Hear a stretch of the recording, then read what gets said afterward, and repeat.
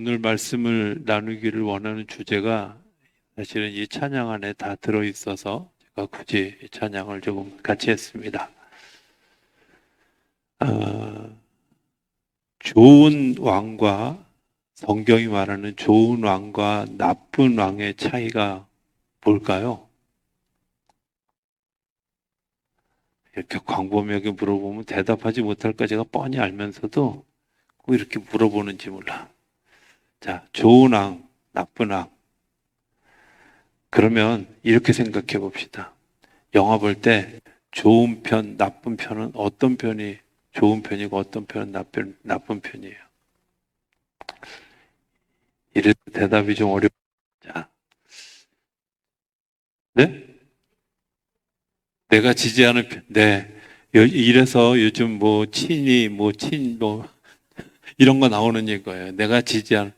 오늘도 수영장 갔는데 아침부터 두 어르신이 싸우는 거야. 한 분은 뭐 여당이 잘한다 하는, 한 분은 야당이 잘한다 싸우다가 막 탈이 치려서 주먹 다짐이 날 뻔한.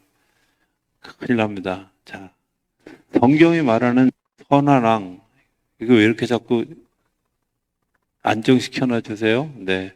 성경이 말하는 선한 왕은 살리는 사람들이, 나쁜 왕은 죽이는 왕들이에요.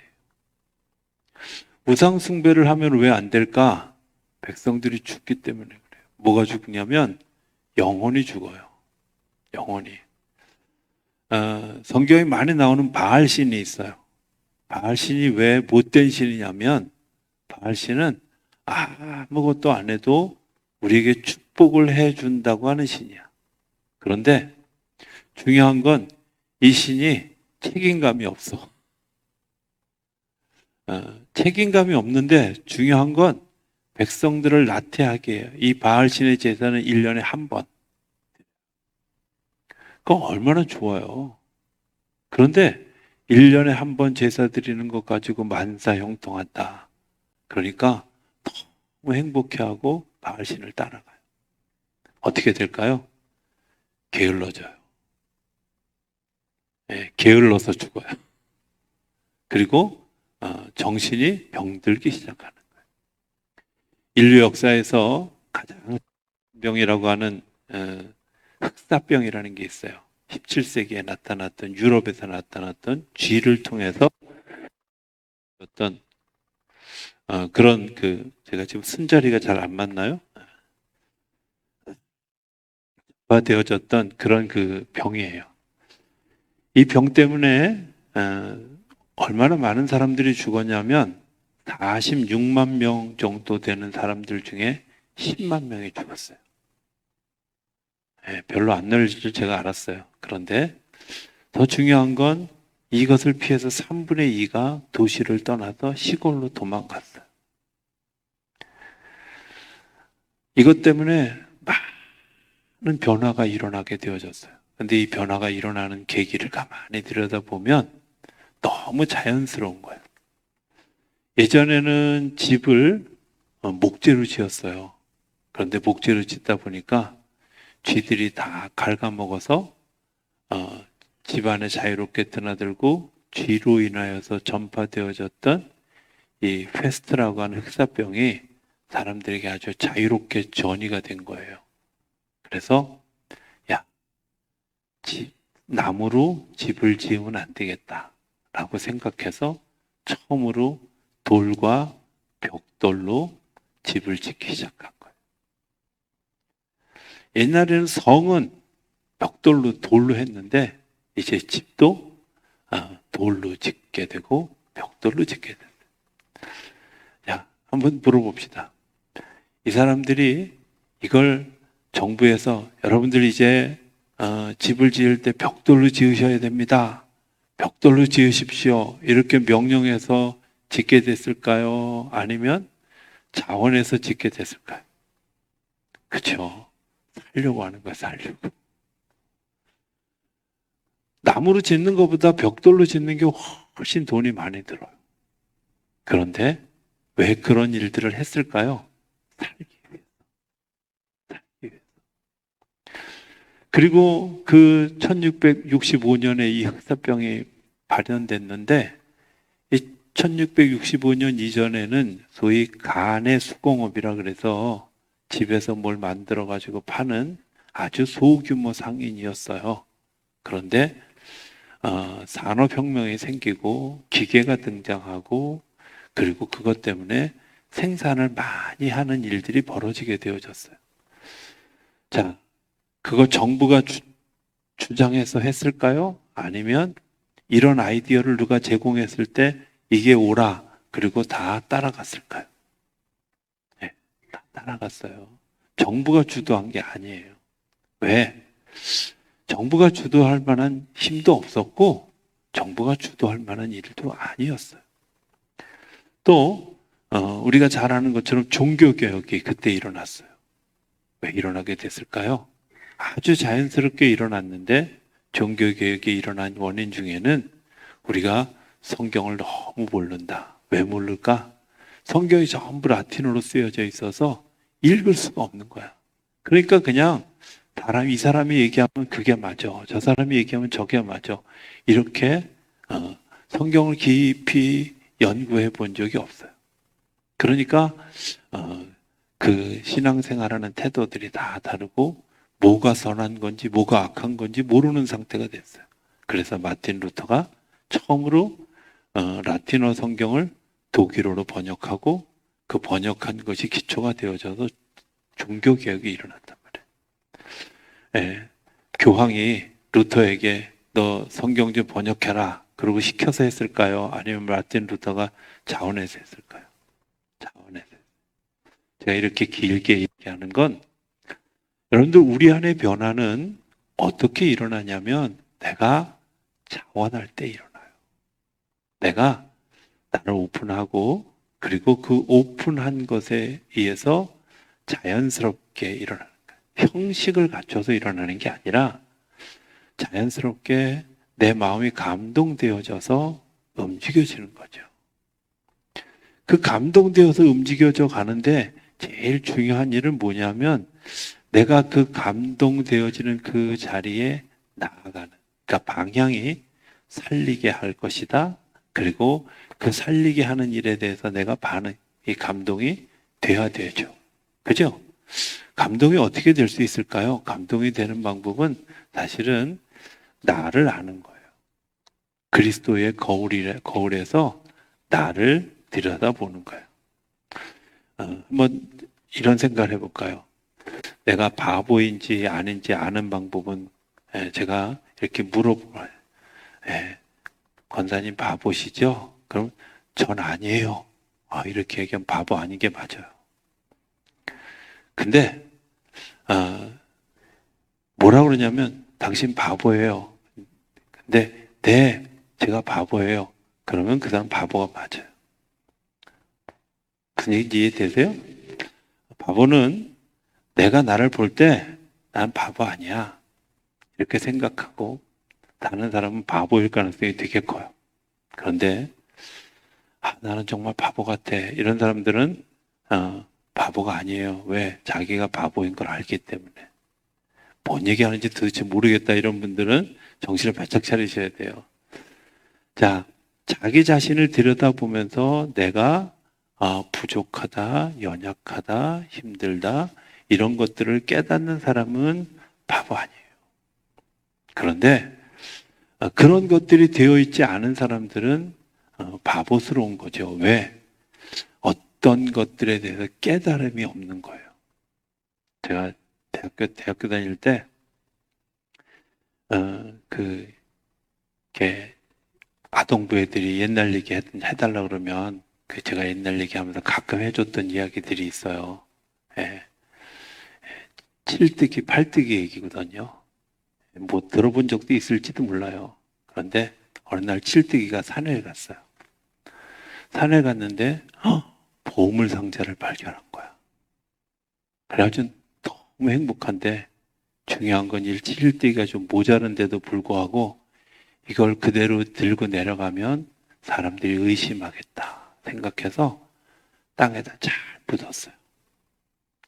근데 7뜨기가 좀 바보잖아. 그러니까 뭔가 표시를 해야 될 것 같아. 그래서 뭐라고 표시를 했냐면 여기 보물 없음. 그리고 써놨어. 그리고 이제 내려와서 밤에 올라가서 이제 그걸 캐와야 되겠다. 이렇게 생각했는데 팔뜨기가 그날따라 산에 올라간 거예요. 근데 걔도 좀 바본데 지나가다 보니까 여기 보물 없음이라고 써놓은 거 보니까 뭔가 이상해. 그래서 캐보니까 보물이 있는 거예요. 그리고 보물을 다 캐놓고 가야 되는데 아무래도 양심이 걸리잖아요. 그래서 뭐라고 썼냐면 거기다 팔뜨기가 보물 안 가져갔음 이렇게 썼어요. 칠뜨기가 밤에 올라가가지고 딱 봤는데 보니까 팔뜨기가 보물 안 가져갔음. 자, 칠뜨기가 마을에 내려와서 범인 잡으려고 소리를 쳤어요. 뭐라고 소리 쳤는지 알았어요? 팔뜨기 빼고 다 나와. 네, 안 웃는 사람들은 바보입니다. 네, 이거예요. 자, 우리가 제가 이 얘기 왜 하냐면 이런 거 있잖아요. 내가 나를 모르기 때문에 깨닫지 못하는 거죠. 그렇잖아요. 예, 조금만 생각하면 알 수 있는 일인데 우리가 전혀 생각하지 않고 감각이 없어요. 이 감각을 무디게 만드는 일들이 뭐냐? 나쁜 왕들이 얘기하는 우상숭배, 편안하게 하고 형식적으로 지나가게 하고 규율에 매이게 하고 하는 일들이 사람들로 하여금 스스로 바보가 되어져 가게 하고 영적으로 어두워져 가게 한다는 거예요. 그냥 형식적으로 내가 주일날 교회 와서 예배드리고 형식적으로 찬송하고 형식적으로 말씀을 듣고 이런 분들이 영적으로 발전하지 않아요. 성장하지 않아요. 근데 가끔은 하나님이 무슨 양념처럼 막 힘든 일을 주시잖아요. 근데 힘든 일을 경험할 때 내가 절박해져서 기도하는 것 때문에 일어나는 변화를 깨닫게 된 사람들은 바보 아니에요. 믿음이 있는 사람들이에요. 그런데 어떤 사람들은 그걸 할 생각도 안 하고 변화가 일어났는데도 불구하고 몰라. 그럴 때 쓰는 말이 뭔지 아세요? 바보 아니야? 이렇게 쓰는 거예요. 여러분들 영적인 바보가 되지 않게 되기를 바랍니다. 네. 굉장히 중요한 일들을 잊어버려요. 제가 이번에 이제 성경을 이렇게 읽어가면서 특히 요한계시록을 읽어가면서 제가 이제 주일날 새벽에도 중보기도에 관한 이야기를 제가 할 거예요. 부득이하게 나는 새벽 주일날은 내가 오전에 오후에 예배 드릴 때 안 졸게 하기 위해서 내가 새벽에 못 나오겠다. 그러면 방송이라도 보십시오. 중보기도에 관해서 굉장히 중요한 얘기를 하려고 그래요. 그런데 어찌됐든 하나님이 심판할 때 그들의 행위를 보고 그들의 행위를 보고 그런 이야기가 많아요. 그럼 도대체 하나님이 보는 행위가 뭐예요? 하나님은 어떤 행위를 볼까요? 착하게 살자? 네, 그래서 조폭들이 여기다 착하게 살자 그런다고 되는 게 아니에요. 기독교가 말하는 선행이 있어요. 그게 뭐냐면 살리는 일이고 살리는 일을 위해서 반드시 해야 되는 일이 있는데 오늘 본문에 나오는 이야기예요. 뭐라고 얘기하냐면 이렇게 얘기해요. 사랑하는 자요 내가 무엇이든지 형제 곧 나그네 된 자들에게 행하는 것은 신실한 일이다. 나그네들이 뭐 먹을 거 이런 거 충분하게 들고 다닐까요? 아니면 안 들고 다닐까요? 나그네는 가진 게 많을까요? 없는 게 많을까요? 없는 게 많아요.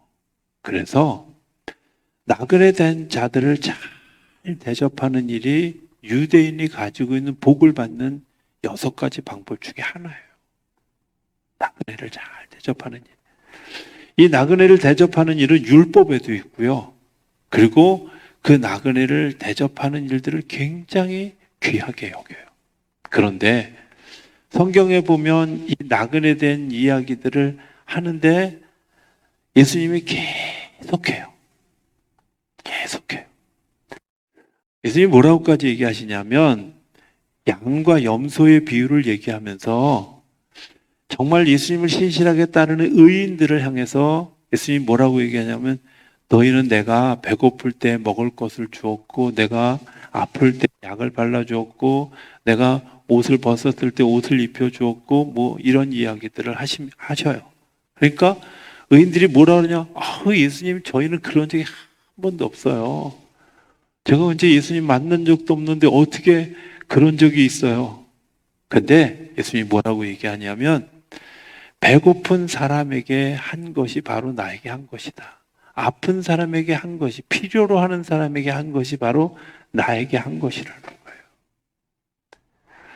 그러니까 예수님은 어떤 분이냐면 나의 도움을 필요로 하는 분인데 그 도움을 필요로 하는 분에게 내가 행한 일들이 바로 예수님에게 행한 일들이라는 거예요. 이게 성경이 말하는 선행이에요. 선한 행위예요. 살리는 일이잖아요. 나그네들을 그냥 내버려 두면 어떻게 되겠어요? 공공한 상태로 궁핍한 상태로 죽어요. 그런데 그들에게 하나님이 먹을 것을 주고 그들에게 입을 것을 주고 그들을 대접하고 그들에게 물을 주고 하는 일들을 행하는 일들을 본인에게 예수님 본인에게 하신 것으로 이야기하신단 말이에요. 악한 사람들에게 뭐라 그래요? 너희가 내가 굶주릴 때 먹을 것을 주지 않았고 내가 옷을 입혀주지도 않았고 너희들이 나를 대접하지도 않았다. 너희들이 악한 자들이다 하고 왼쪽으로 몰아넣어요. 성경의 원칙은 간단합니다. 살 짓을 했냐 죽을 짓을 했냐인데 살 짓이라는 게 뭐냐면 내가 궁핍한 자가 부족한 자가 연약한 자가 요청할 때 그냥 기꺼이 나의 것을 내어주는 거예요. 성경이 말하는 행위는 그런 걸 얘기해요. 우리 한번 좀 잘 기억하셔야 돼요.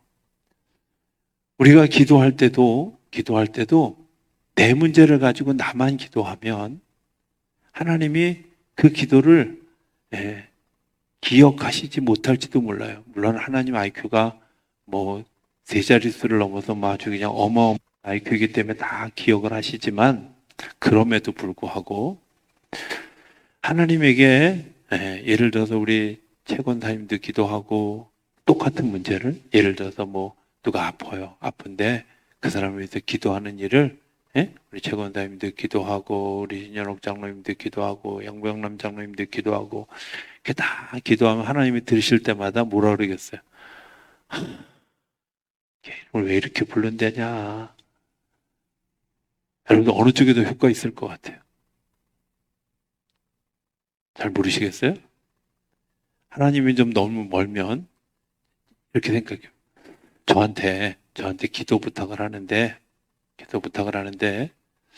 하나님 우리 아들을 위해서 기도해 주세요 하고 아들 이름을 얘기했어요. 요즘 이제 아픈 우리 대선이라고 생각하고 대선이 이야기를 했어요. 김영미 권사님이. 근데 이렇게 얘기하고 있는데 이순희 장로님도 대선이가 요즘 아프대요. 기도해 주세요. 이렇게 이야기를 하고 이 사람도 얘기하고 저 사람도 얘기하면 제가 이름을 기억할까요? 기억하기 더 좋겠지. 마찬가지예요. 우리가 같이 그 일에 합하는 이유는 간단합니다. 하나님이 우리를 기억하시고 하나님의 손에 우리의 생명이 달려있기 때문에 그래요. 그래서 더불어 같이 가는 거예요. 우리가 그냥 다른 사람의 이름을 불러도 내 문제는 어떻게 그런 데 있잖아요. 내 문제를 내가 기도해 주세요 라고 이야기하면 어떤 일들이 일어날까요? 내가 기도하지 못하더라도 다른 사람들이 기도한 것 때문에 하나님이 들으시고 기억하신다는 거예요. 그래서 미우라 야코라고 하는 분의 책 삶의 생각하며라는 책 가운데 보면 한 패러그래프에 이렇게 썼어요. 기도해 주세요. 이분은 부끄럽게도 자기의 모든 문제를 사람들을 만날 때마다 집사님 기도해 주세요. 목사님 기도해 주세요. 선교사님 기도해 주세요. 하고 자기 기도 제목을 다 이야기해요. 왜? 그것을 기억하고 기도해 주는 사람이 많으면 많을수록 그 기도에 힘이 있어요. 내가 혹시 나를 위해서 기도하지 못했을지라도 다른 사람이 기도한 것 때문에 하나님께서 그 기도에 응답하셔서 역사하셔요. 어쩌면 내 기도보다 더 남의 기도를 열심히 하면 하나님이 그 문제뿐만 아니라 내 문제도 해결해 주시는 줄로 믿습니다. 해결해 주시는 줄로 믿습니다. 네, 굉장히 중요해요. 사실은 저희 아버님이 이런 얘기 했어요. 또 결혼할 때 절세 목사 딸하고 결혼하지 말아라. 그렇게 얘기를 했어요. 그래서 제가 이해가 안 가는 거야. 하긴 그때는 그런 요즘처럼 막 사위한테 세습하고 아들한테 세습하는 게 거의 없었으니까 시대를 몰라서 그러셨을지도 모르지만 어찌됐든 목사 딸하고 결혼하지 마라. 왜요? 그랬더니 목사들은 교인들 기도가 바빠가지고 교인들 기도 열심히 하다가 마지막에 자기 자녀가 생각나면 그때 끝마무리에 걸리니까 그냥 이름 한번 부르고 말고 지나가더라야. 경험해 보니까 그렇더래. 근데 생각해 보니까 제가 목회하면 할수록 느끼는 게 정말 어떤 때는 아주 절박하게 심각한 문제가 생기지 않는 한 애들은 거의 이름을 불러본 적도 별로 없어요. 그래서 그러셨구나. 근데 정말 놀라운 건 제가 기도하지 못했을지라도 기도하는 많은 사람들의 기도 때문에 세워져 가더라고요. 세워져 가더라고요. 내가 나 아픈 것 때문에 기도하지 못했을 때에도 그 아픔 때문에 나를 위해서 기도했던 수많은 사람들이 원래 아픈 사람은 힘들어서 기도하기 힘들어요. 그렇잖아요. 그래서 대신 기도해 주는 거예요. 원래 힘든 사람은요, 막 죽을 만큼 힘든 사람이요, 기도할 힘도 없어요. 그런데 중요한 건 그렇게 대접하면, 그렇게 섬기면 그 사람이 살아나는 것뿐만 아니라 그 기도의 대상이 된 나도 살아나게 되는 줄로 믿습니다. 그게 하나님의 영적 원리예요. 그래서 대접하는 거예요. 그래서 섬기는 거예요. 그게 복을 누리는 과정이에요. 제가 사실은 제가 그 전도사 할 때 우리 담임 목사님이 헌금 얘기를 워낙 많이 하셨어요. 근데 한 번은 내가 목회하면서 헌금 얘기를 하면 내가 이제 목사하는 거 그날 옷 벗는다 이렇게 생각할 만큼 아주 심각한 일이 있었어요. 다른 교회가 다 총동원주의를 하는데 우리 교회만 안 해가지고 목사님 우리 총동원주의를 해봅시다. 그러니까 해봤는데 안 된대. 그래서 아니 그냥 해보지도 않고 어떻게 안 된다고 하느냐고. 그랬더니 이전사가 해봐. 그래가지고 제가 이제 그 총동원주의를 기획해서 추수감사주일 날 총동원주의를 했어요.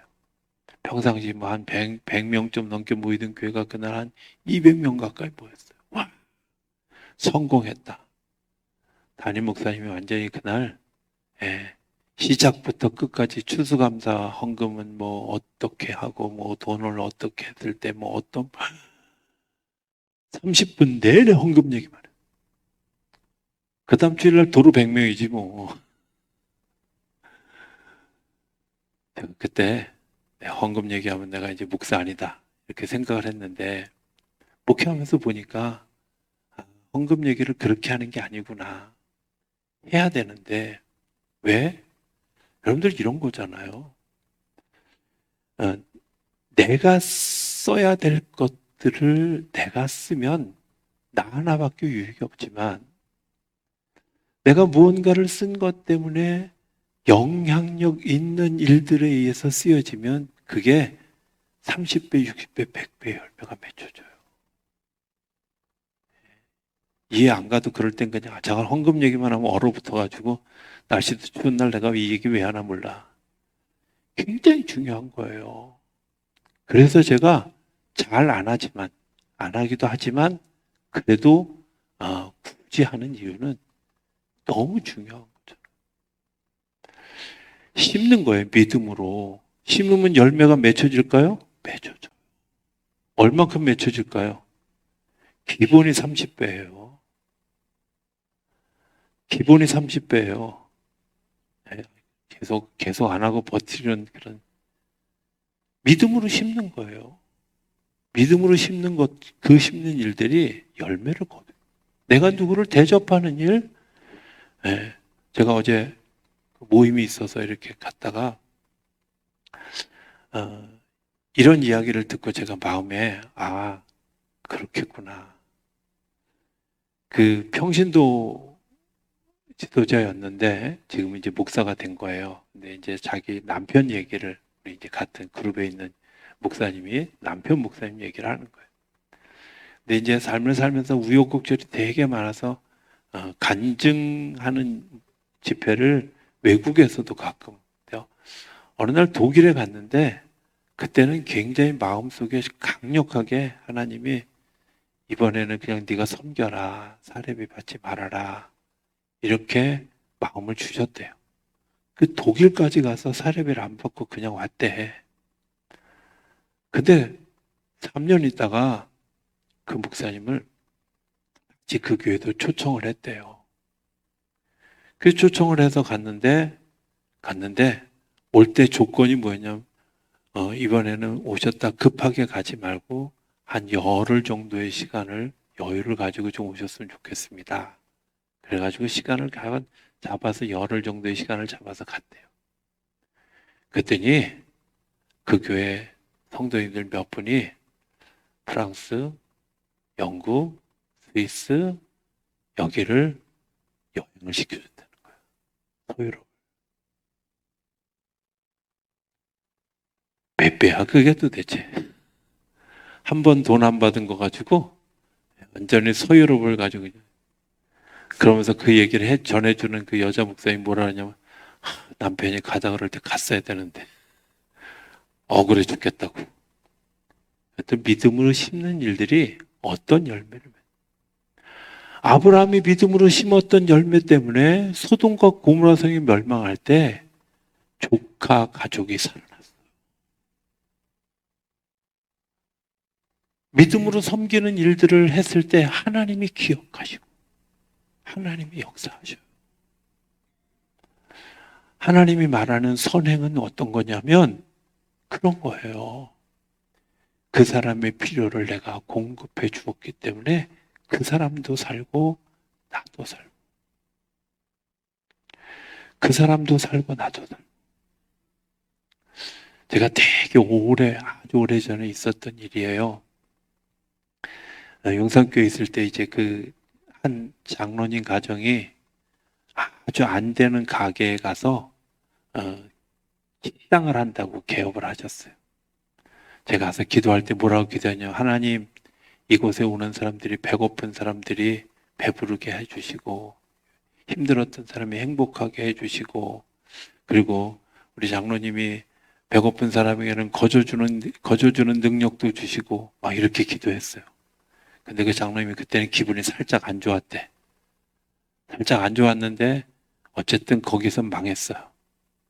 근데 나중에 시간이 흘러 한 20년이 지난 다음에 지금 충주에 사시는데 충주에서 가게를 하면서 내가 그때 기도했던 기도가 생각이 났다는 거예요. 그래서 정말 충실하게 와서 돈 없는 사람은 그냥 거저 보내고 배고픈 사람에게 정말 따뜻한 밥을 해주는 기쁜 마음으로 아직도 안 망한 거 보면 그게 한 15년 전인데 아직도 안 망한 거 보면 잘 되고 있는 것 같아요. 근데 그런 거예요. 하나님의 역사는, 하나님의 일은 내가 믿음으로 자연스럽게 자발적으로 섬길 때 하나님의 역사가 일어나게 되는 줄로 믿습니다. 의도해서 되는 게 아니라, 형식을 갖춰서 되는 게 아니라, 눈 가리고 아웅하는 게 아니라 그냥 선한 마음을 가지고 섬길 때 하나님의 역사가 곳곳에서 일어나고, 곳곳에서 일어난 것 때문에 사단들의 역사가 좀, 다시 처음으로 한번 돌아가 볼까요? 이런 거잖아요. 하나님이 하시는 일들을 우리가 방해하고 있을지도 몰라요. 그렇죠? 내가 좋은 쪽만 택하면, 내가 유리한 것만 택하면 죽어요. 살지 못해요. 그런데 그게 아니더라도 내가 손해보는 듯한 그런 일들을 했을 때 생각보다 놀라운 일들이 일어난다. 제가 두 가지 얘기만 하고 설교를 마치기 원해요. 첫 번째는 우리가 아마 들어봤음직한 얘기예요. 린드 파피루스라고 하는 사람이 있었습니다. 이 사람이 쓴 글의 내용이 이런 거, 이분이 이제 어느 날 길을 가는데 한 가족의 삼형제가 막 싸우는 거예요. 근데 이제 다 나귀를 들고 이렇게 메고 다니잖아요. 근데 이분이 나귀 한 마리를 끌고 이렇게 가고 있는데 이 형제가 싸우고 있는데 왜 싸우나 물어봤더니 그 집에 나귀가 17마리래요. 17마리인데 아버지가 돌아가시면서 큰 형에게는 2분의 1을, 그 다음에 둘째에게는 3분의 1을, 그리고 막내에게는 9분의 1을 주라고. 근데 산수가 안 되는 거야.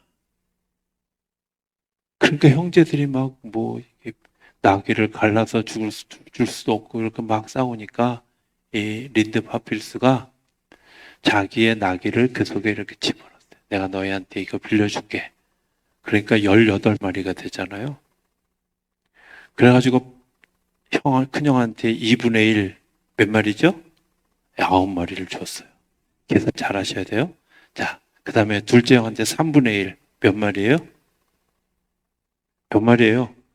여러분들 밤에는 산수가 또 안 되시는군요.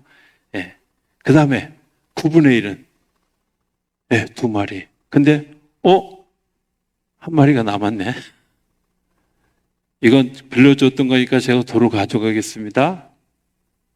왜 그랬죠? 여기 하나님의 영적 원리가 있는 거예요. 내가 온전히 죽어지고 나를 그 안에 집어넣었을 때 하나님의 생명, 우리 안에 하나님의 역사가 들어오면 내가 죽어 있을지라도 살아나게 돼. 계산이 안 될지라도 하나님이 축복하시는. 하나님이 우리 속에 들어오신 이유가 뭘까요? 우리 속에 들어오셔서 계산 안 되든 상황이 해결 안 되든 그 상황을 주님께서 해결해 주시는. 그래서 우리가 기도하는 거거든요. 그래서 우리가 하나님께 찬양하는 거거든요. 그래서 주님께 나아가는 거거든요. 아버지의 마음은 뭐예요? 살리려는 마음. 살려주려 축복하려는 마음. 두 번째 얘기는 제가 이름을 못 외우는 또 은사가 있어가지고 니콜라스 레스포드라고 하는 사람이 쓴 땅 끝에서라는 책입니다. 이 레드포스라는 사람은 뭐 하는 사람이냐면 그 러시아 정교회의 대주교예요. 그러니까 러시아 전체 교회 최고예요. 근데 이 대주교인 레드포드가 이제 시베리아의 포도 원장으로 갔을 때 있었던 일을 이렇게 책으로 기록해 놓았어요. 땅 끝에서라는 책입니다. 그 책에 보면 이 레드포드가 그 땅 끝에 그 시베리아 땅에 갔는데 교회가 있는데 교회가 아주 개판인 거예요. 왜냐하면 주기도문도 몰라. 예배를 드리는데 도대체 이게 찬송인지 가요인지 모르겠어. 예배도 엉망이야. 뿐만 아니라 키리아크라고 하는 그런 수도사가 있는데 이 수도사는 그 해에 전도를 27명을 했대요.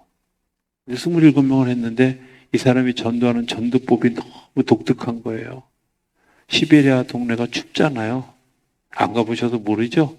춥대요. 저도 안 가봤는데 너무 추운데 여러분들이 이 추위를 녹이기 위해서 보드카 한 잔 드시고 하게 하세요. 보드카가 뭔지 아세요? 술이에요. 술, 독한 술. 러시아 사람들이 많이. 그 보드카를 주면서 그 마시게 하면서 하나님 이 사람 따뜻하게 해주세요. 이 보드카의 기운이 퍼져서 따뜻하게 이렇게 전도를 하니까 이 대주교가 레드포드 대주교가 이게 뭐야 도대체 이런 생각이 들지 않겠어요? 그리고 또 이 키리아크라는 수도사가 하고 다니는 짓을 보면 수도사가 무슨 막 그냥 날라리도 아닌 이상한 옷을 입고 다니고 하는 행동은 막 가볍고 막 그러니까 너무 불편하고. 근데 어느 날 이제 썰매를 끄는 그 썰매장에 그 사람도 이제 예수 믿는 사람이고 그리고 이 키리아쿠 이 수도사와 더불어서 어느 동네를 갔냐면 이교도 마을인 그 동네 이름이 갑자기 안 보여. 네, 못 찾겠습니다. 잠깐 동네에 가게 됐어요. 가다가 눈보라를 만나서 썰매가 더 이상 갈 수 없는 상황이 된 거예요. 근데 이 두 사람이 이 레드포드 대주교를 수도원장을 살리기 위해서 뛰내렸어요. 그리고 정말 가까스로 어떤 움막에 갔는데 너무 지친 두 사람이 자기를 살리기 위해서 애쓰다가 죽어가는 상황이 됐어요. 근데 죽어가는 두 사람의 얼굴이 너무 온화한 얼굴이 된 거예요. 그때 이 레드포드 대주교가 이런 마음을 내가 이제까지 믿었던 하나님, 그럴듯한 성경, 그럴듯한 기도문, 그럴듯한 찬송, 겉껍데기는 있었는데 알맹이가 없었구나.